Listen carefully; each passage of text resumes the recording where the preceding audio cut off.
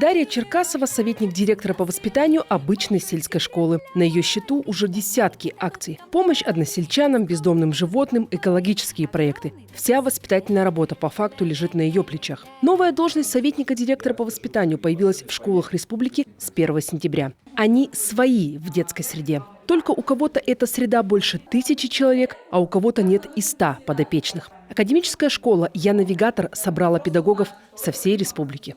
Решали проблемные задачи по воспитательной среде в школах. Каждый советник работает в своей школе, у каждого советника свой опыт работы.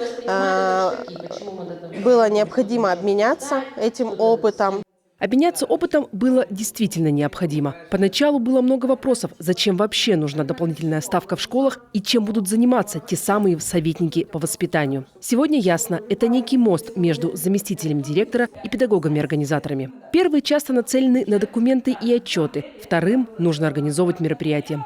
Задача же советника – не провести разовую встречу или акцию, а постоянно вовлекать в активную школьную жизнь как можно больше детей. Мы просто прекрасно знаем, понимаем, что есть такая необходимость в развитии, профессиональном развитии советника, муниципальных координаторов, есть профессиональные дефициты, запросы на развитие гибких навыков, на развитие профессиональных навыков, на формирование профессионального сообщества.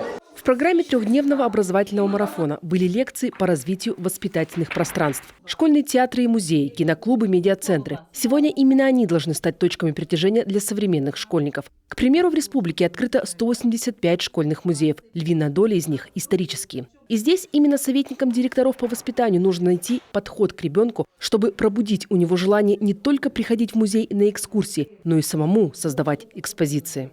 Для нас действительно важно, чтобы воспитание было сегодня живым и по-настоящему интересным для наших ребят. И исходя из этого, это реально вызовы для наших педагогов. Это поиск интересных, нестандартных подходов, технологий, методик.